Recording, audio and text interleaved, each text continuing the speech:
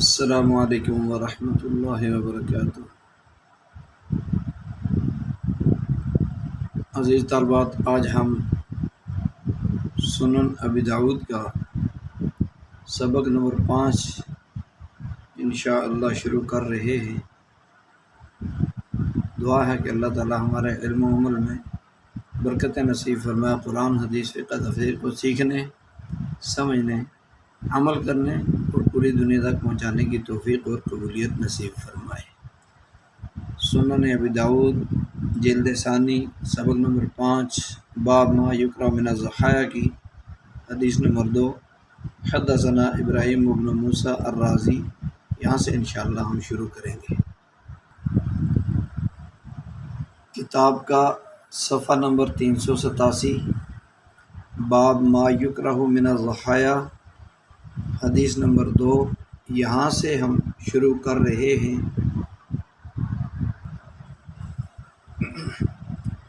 بسم اللہ الرحمن الرحیم، اللہم صلی وسلم وبارک علی سیدنا محمد النبی الامی وعلی آلہ وسلم تسلیما۔ وبہ قال حدثنا ابراہیم بن موسیٰ الرازی قال اخبرنا تحویل وحدثنا علی بن بحر حدثنا عیسی المعنی عن ثور قال حدثني ابو حمید الرعینی قال اخبرني یزید ذو مصر قال اتیت عتبۃ بن عبد السلمی رضی اللہ عنہ فقلت یا ابا الولید انی خرجت التمس الضحایا فلم اجد شیئا یعجبنی غیر سرماء فکرہتها فما تقول؟ فقال افلا جئتنی بها؟ قلت سبحان اللہ تجوز عنك ولا تجوز عني؟ قال نعم انك تشك ولا اشك انما نهى رسول الله صلی اللہ علیہ وسلم عن المصفرة والمستأصلة والبخاء والمشيعة والكسرى، فالمصفرة التي تستأصل أذنها حتى يبدو صماخها، والمستأصلة التي يستأصل قرنها من أصله، والبخاء التي تبخق عينها، والمشيعة التي لا تتبع الغنم عجفا وضعفا، والكسراء الكثيرة، أو كما قال النبي صلى الله عليه وسلم۔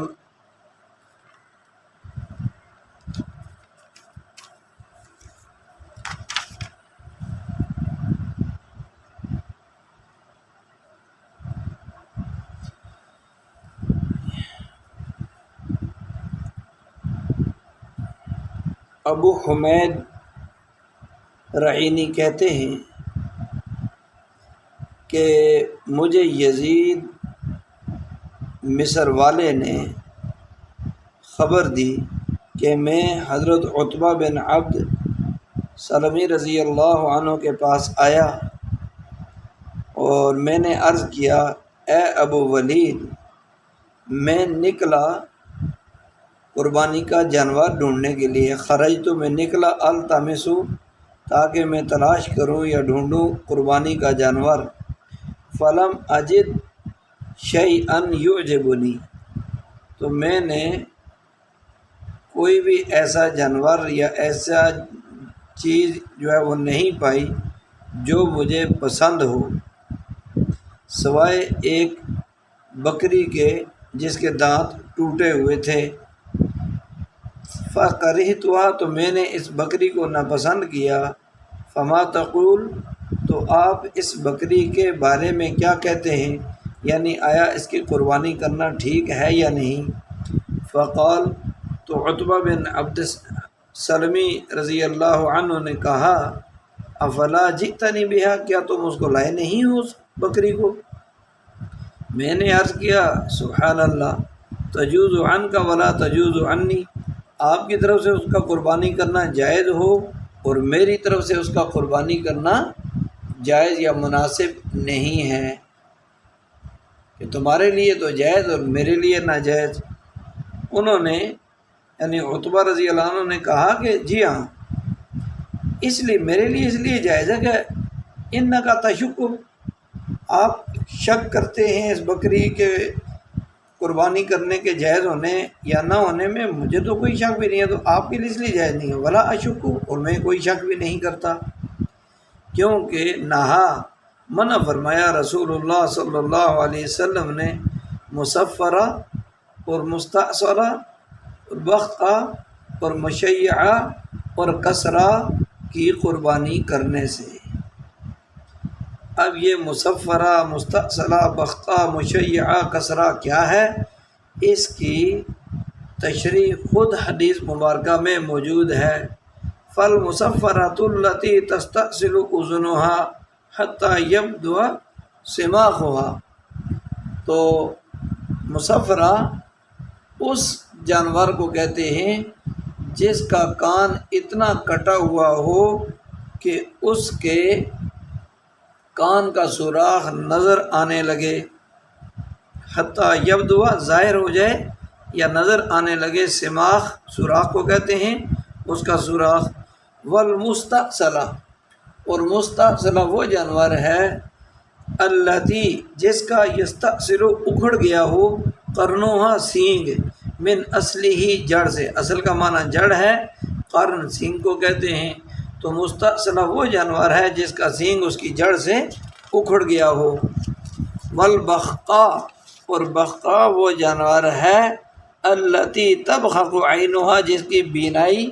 چلی گئی ہو، جس کی بینائی جاتی رہی ہو، چلی گئی ہو، یعنی وہ دیکھ نہ سکتا ہو۔ اور مشیعہ وہ جانور ہے لا تتبع الغنم عجفا، کہ جو دوسری بکریوں میں، وہ بکری ہے کہ جو دوسری بکریوں میں چل نہ سکتی ہو، عجفا لاغر، یعنی کمزوری کی وجہ سے، لاغری اور کمزوری کی، عجفا لاغر یعنی بالکل مریل، ضعفاً کمزور، تو لاغر ہونے اور کمزور ہونے کی وجہ سے جو دیگر بکریوں میں نہ چل سکتی ہو۔ والکسرہ، اور کسرہ سے مراد وہ ہے جس کا کوئی عضو جسم ٹوٹا ہوا ہو، پاؤں ٹوٹا ہوا ہے، کوئی جو ہے وہ چیز ٹوٹی ہوئی ہے، تو وہ مراد ہے۔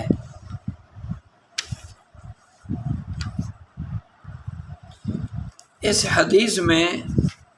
یزید راوی، جن کا لقب ہے ذو مصر، مصر والا، ذو مصر بن، تو یہ کہتے ہیں کہ میں حضرت عتبہ بن عبد سلمی کے پاس ایک مرتبہ گیا، اور میں نے ان سے کہا کہ قربانی کا جانور تلاش کرنے کے لیے میں گیا تھا، لیکن اس جانوروں میں مجھے کوئی پسند نہیں آیا، تو جو پسند آیا وہ سرما تھا۔ سرما کیا مطلب، یعنی اس کے دانت جو ہے وہ ٹوٹے ہوئے تھے، لہذا وہ بھی مجھے پسند نہیں آیا، تو آپ کیا کہتے ہیں؟ تو انہوں نے وجہ پوچھی کہ پسند کیوں نہیں آیا، ساتھ کیوں نہیں لائے اس کو، وہ جو بکری ایک مل گئی تھی اس کی قربانی کر لیتے، میں قربانی کر لیتا چلو۔ تو میں نے کہا سبحان اللہ، عجیب بات ہے، جو مجھے پسند نہیں آیا میری طرف سے قربانی کرنا جائز نہیں، تو آپ کی طرف سے کیسے اس کی قربانی جائز ہوگی؟ عجیب بات ہے یہ۔ اس لیے انہوں نے فرمایا کہ جواب یہ کہ تم شک کرتے ہو اس کے جائز ہونے میں، اور مجھے تو اس جانور کی قربانی جائز ہونے میں کوئی شک بھی نہیں ہے، لہذا میری طرف سے جائز ہے، تمہاری طرف سے ناجائز ہے۔ اس کے بعد آگے جو ہے تفصیل بتا دی ہے کہ کون کون سے وہ 5 قسم کے جانور ہیں جن کے اندر ان 5 خوبیوں میں سے کوئی خوبی، 5 وجوہات میں سے کوئی وجہ پائی جائے تو وہ جانور قربانی نہیں کیا جا سکتا۔ ایک مصفر جو ہے وہ مصفرہ وہ جانور جس کا کان بالکل جڑ سے جدا کر دیا گیا، یہاں جو یہ کہہ دیا اتنا جڑ سے جدا کر دیا کہ وہ جو کان کا سوراخ ہوتا ہے نا اس کے سر میں، تو وہ سوراخ نظر آنے لگا۔ ویسے کان کو سوراخ یہاں مراد نہیں ہے، یعنی کان جب جڑ سے کٹ گیا تو اس کے سر کے اندر جو سوراخ ہے کان کے لگنے کی جگہ وہ نظر آنے لگا۔ مستأصلہ جس کا سینگ جڑ سے ٹوٹ گیا، اور بقا وہ جانور جس کی آنکھ کی روشنی چلی گئی کہ وہ جو ہے وہ آنکھ تو ٹھیک ہے، آنکھیں صحیح اور سلامت ہیں، لیکن آنکھوں کے اندر دیکھنے کی قوت ختم ہو چکی ہے۔ اور مشیعہ وہ بکری ہے جو دوسری بکریوں کے ساتھ ریوڑ میں نہ چل سکتی ہو، اپنی کمزوری اور ضعف کی وجہ سے بالکل مریل لاغر ہو چکی ہے۔ کسرا جس کا پاؤں ٹوٹا ہوا ہو، وہ مراد ہے کسرا سے۔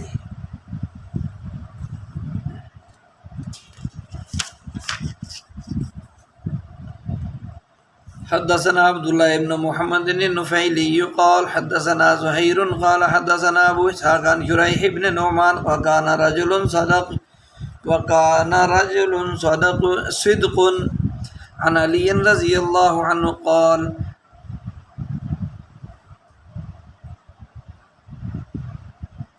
اس حدیث کی نشاندہی کے ساتھ عبارت دوبارہ سن لیں تاکہ اچھے طریقے سے سمجھ آ جائے کہ وبه قال حدثنا عبداللہ ابن محمد النفیلی قال حدثنا زہیر قال حدثنا ابو اسحاق عن شریح بن نعمان وکان رجل صدق عن علی رضی اللہ تعالی عنہ قال امرنا رسول اللہ صلی اللہ علیہ وسلم ان نستشرف العین والاذن ولا نضحی بعوراء ولا مقابلۃ ولا مدابرۃ ولا خرقاء ولا شرقاء۔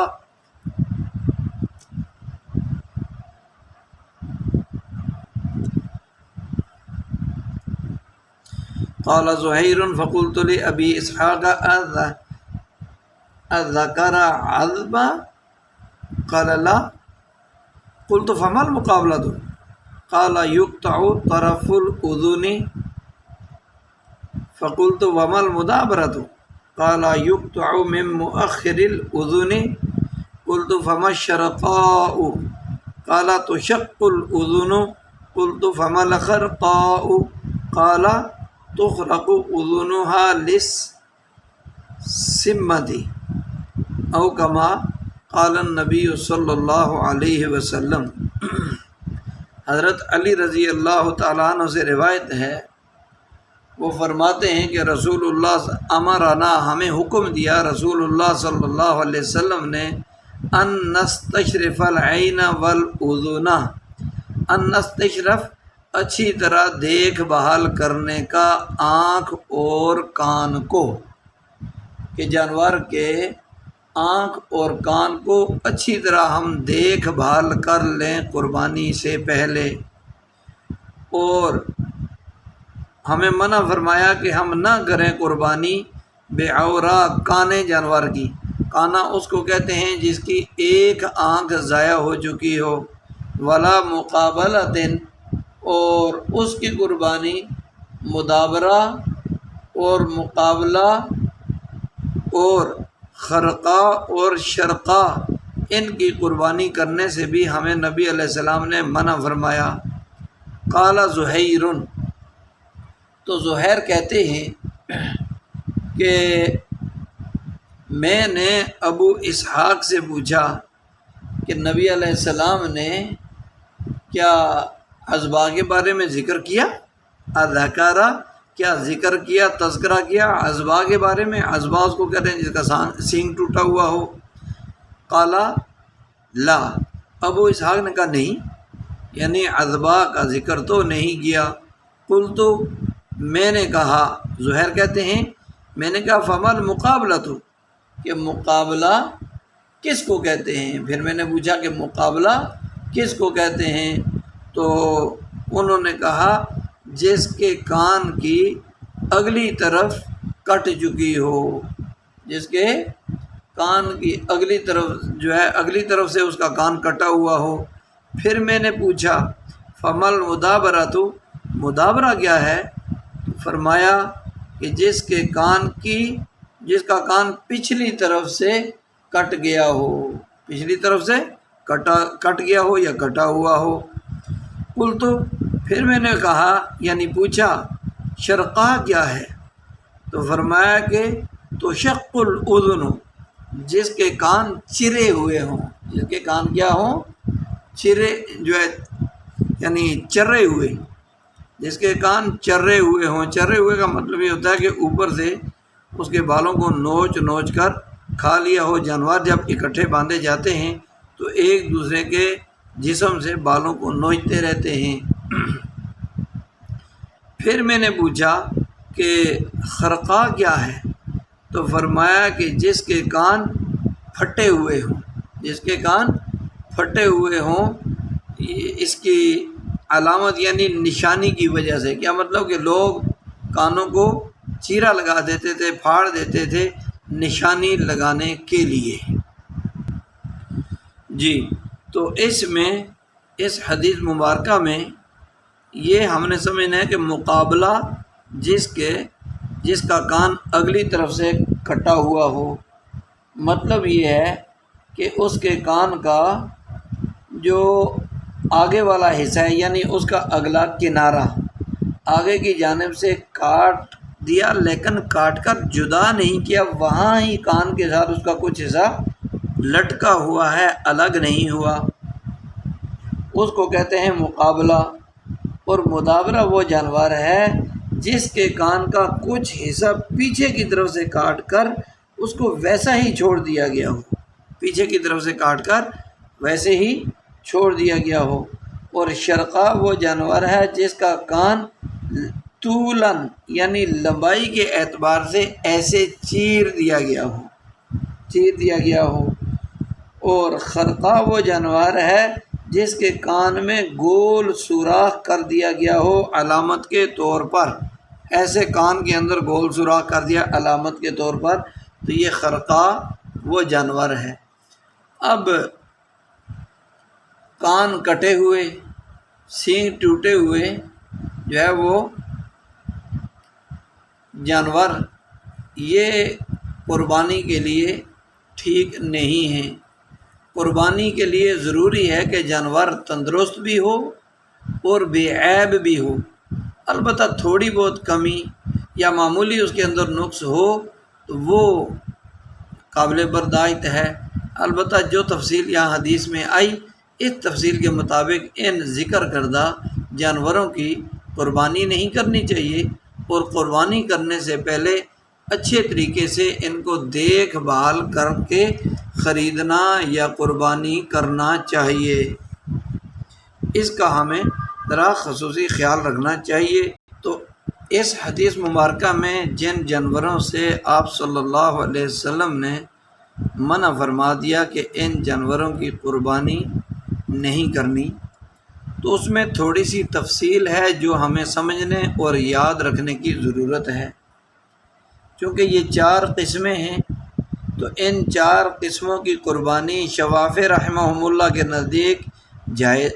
جائز نہیں ہے، اور ان کے نزدیک یہ جو نہی ہے، نبی علیہ السلام نے جو منع فرمایا ہے، یہ منع کرنا یہ نہی تحریم کے لیے ہے، یعنی تحریمی ہے، اور حنفیہ کے نزدیک یہ نہی تنزیہ کے لیے ہے، اس لیے کہ حنفیہ کے ہاں کان کے بارے میں تفصیل یہ ہے کہ اگر کسی جانور کا کان نصف یا اس کا اکثر حصہ نصف سے بھی زیادہ کٹا ہوا ہو تو اس جانور کی قربانی کرنا جائز نہیں، ناجائز ہے۔ اور اگر نصف سے کم کٹا ہوا ہے، یعنی زیادہ حصہ کان کا موجود ہے، تھوڑا سا کٹا ہوا ہے، آدھے سے زیادہ موجود ہے، تو پھر اس کان کٹے جانور کی قربانی کرنا عند الاحناف جائز ہے۔ اور مالکیہ کے نزدیک ثلث یعنی کان کا 3 حصے کر لیں، لمبائی کر کے ایسے 1 حصہ 2 حصہ 3 حصے کر لیں، تو اگر تہائی حصہ کٹا ہوا ہے تو قربانی کرنا جائز، اور 1/3 سے زیادہ یعنی تھوڑا سا اتنا زیادہ کٹا ہوا ہے تو پھر اس کی قربانی کرنا جائز نہیں ہوگا۔ شوافی کے نزدیک اس میں مطلقاً کوئی گنجائش نہیں ہے، کیونکہ نہ ہی تحریم کے لیے تحریمی ہے، لہذا ان کے ہاں تو کوئی گنجائش نہیں ہے۔ تو حنفی مذہب میں اس میں گنجائش ہے، معافی ہے، بلکہ ہمارے ہاں تو نصف سے کم اگر کٹا ہوا ہے، یہ دیکھیں یہ نصف ہے، نصف سے کم یعنی اتنا یہاں سے اوپر کٹا ہوا ہے، تو پھر اس میں ہمارے یہاں گنجائش یہ ہے کہ وہ معاف ہے۔ اور حنابلہ کے ہاں کان کے بارے میں دو روایتیں ہیں، ایک تو حنفیہ کا جو قول ہے کہ نصف سے کم معاف ہے، امام احمد بن حنبل بھی اسی کے قائل ہیں، اور دوسری روایت نصف کے بارے میں ہے کہ اگر آدھا کان کٹوا ہو تو پھر ٹھیک ہے، اگر آدھے سے بھی کم ہو تو پھر قربانی کرنا ٹھیک نہیں ہے۔ جی توجہ فرمائیے، اگلی حدیث وبه قال حدثنا مسلم بن ابراہیم قال حدثنا هشام عن قتادة عن جرير بن كليب عن علي رضی اللہ تعالی عنہ ان النبي صلی اللہ علیہ وسلم نهى ان يضحي بعصباء الاذن والقرن قال ابو داود جري سدوسی بصری لم يحدث عنه الا قتادة رحمہ اللہ تعالی او کما قال النبی صلی اللہ علیہ وسلم۔ یہ حدیث ہے، حضرت علی رضی اللہ تعالیٰ عنہ اس حدیث کے راوی ہیں۔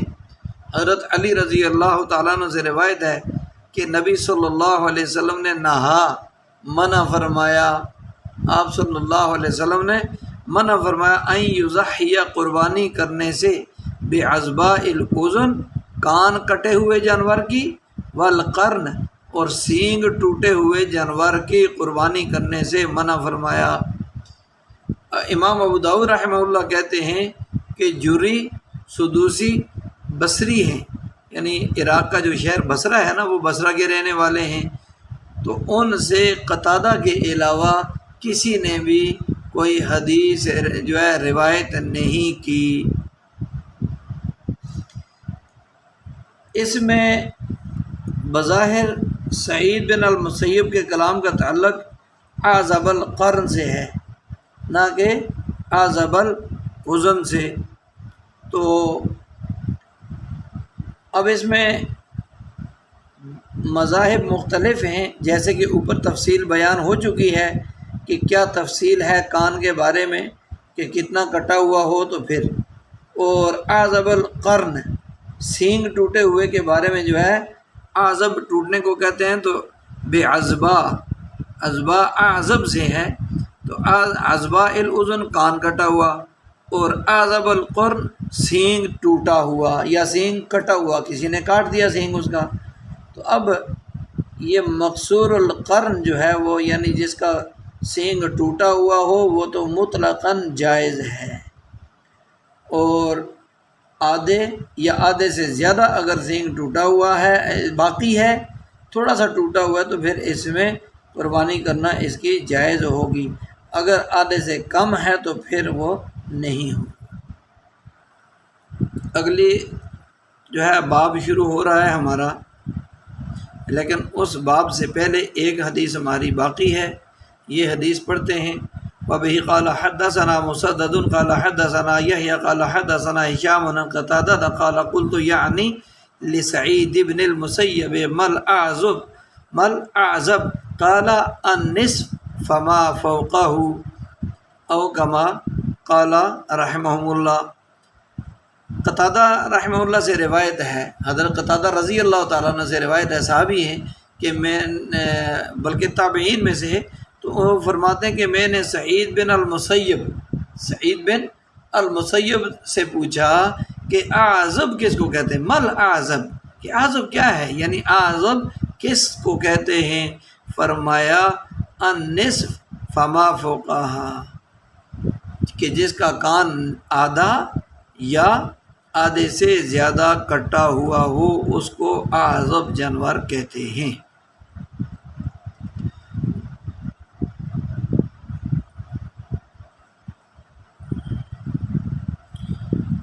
اگلا باب شروع کر رہے ہیں، لیکن اس باب کے شروع کرنے سے پہلے ضروری ہے کہ ہم ان احادیث مبارکہ کو، عبارت کو پڑھ لیں، ان کا ترجمہ اور ان کے مطالب سمجھنے کی پوری کوشش کر لیں، اور کسی بھی سبق کو پڑھنے یا سمجھنے سے پہلے ہم اللہ جل شانہ سے دعا ضرور مانگیں، یا مبدئ یا معید یا محیی یا ممیت رب اشرح لی صدری ونور قلبی بعلمک۔ یہ دعا مانگ کر ہاتھ پر ایسے پھونک کے پھر اس کے بعد ہم اس ہاتھ کو اپنے دل پر اور سینے پر پھیر لیں۔ ایسے ہی رب اشرح لی صدری ویسر لی امری واحلل عقدۃ من لسانی، یہ بھی، اور اس کے ساتھ اللہم الہمنی رشدی واعذنی من شر نفسی، کیونکہ انسان کا کوئی کام اللہ تعالیٰ کی مدد کے بغیر نہیں ہو سکتا، اور اللہ کے سب کام سب کے بغیر ہوتے ہیں، ہو رہے ہیں اور ہو سکتے ہیں۔ اس لیے ہمیں اللہ کی مدد کو مانگ کر ہر سبق کو سیکھنے اور سمجھنے کی کوشش کرنی چاہیے، تاکہ اللہ تعالیٰ ہمارے لیے قدم بقدم آسانیاں اور اپنی مدد جو ہے وہ ہمارے شامل فرما دیں۔ وآخر دعوانا الحمد للہ رب العالمین۔